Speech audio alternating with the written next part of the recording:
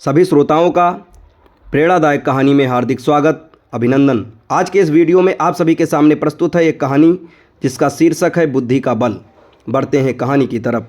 विश्व के महानतम दार्शनिकों में से एक सुकरात एक बार अपने शिष्यों के साथ बैठे कुछ चर्चा कर रहे थे। तभी वहाँ अजीबोगरीब वस्त्र पहने एक ज्योतिषी आ पहुँचा। वह सबका ध्यान अपनी ओर आकर्षित करते हुए बोला, मैं ज्ञानी हूँ, मैं किसी का चेहरा देखकर उसका चरित्र बता सकता हूँ। बताओ तुम में से कौन सी मेरी इस विद्या को परखना चाहेगा। शिष्य सुकरात की तरफ देखने लगे। सुकरात ने उस ज्योतिषी से अपने बारे में बताने के लिए कहा। अब वह ज्योतिषी उन्हें ध्यान से देखने लगा। सुकरात बहुत बड़े ज्ञानी तो थे, लेकिन देखने में बड़े सामान्य थे, बल्कि उन्हें कुरूप कहना कोई अतिशयोक्ति न होगी। ज्योतिषी उन्हें कुछ देर निहारने के बाद बोला, तुम्हारे चेहरे की बनावट बताती है कि तुम सत्ता के विरोधी हो। तुम्हारे अंदर द्रोह करने की भावना प्रबल है। तुम्हारी आंखों के बीच पड़ी सिकुड़न तुम्हारे अत्यंत क्रोधी होने का प्रमाण देती है। ज्योतिषी ने अभी इतना ही कहा था कि वहां बैठे शिष्य अपने गुरु के बारे में ये बातें सुनकर गुस्से में आ गए और उस ज्योतिषी को तुरंत वहां से जाने के लिए कहा। पर सुकरात ने उन्हें शांत करते हुए ज्योतिषी को अपनी बात पूर्ण करने के लिए कहा।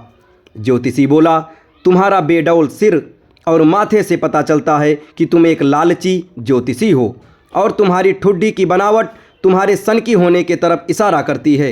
इतना सुनकर शिष्य और भी क्रोधित हो गए, पर इसके उलट सुकरात प्रसन्न हो गए और ज्योतिषी को इनाम देकर विदा किया। शिष्य सुकरात के इस व्यवहार से आश्चर्य में पड़ गए और उनसे पूछा, गुरुजी, आपने उस ज्योतिषी को इनाम क्यों दिया, जबकि उसने जो कुछ भी वह कहा वो सब गलत है। नहीं पुत्रों, ज्योतिषी ने जो कुछ भी कहा वो सब सच है। उसके बताए सारे दोष मुझ में हैं। मुझे लालच है, क्रोध है और उसने जो कुछ भी कहा वो सब है। पर वह एक बहुत ज़रूरी बात बताना भूल गया। उसने सिर्फ बाहरी चीज़ें देखीं, पर मेरे अंदर के विवेक को नहीं आंक पाया, जिसके बल पर मैं इन सारी बुराइयों को अपने वश में किए रहता हूँ। बस वह यही चूक गया, वह मेरे बुद्धि के बल को नहीं समझ पाया। सुकरात ने अपनी बात पूर्ण की।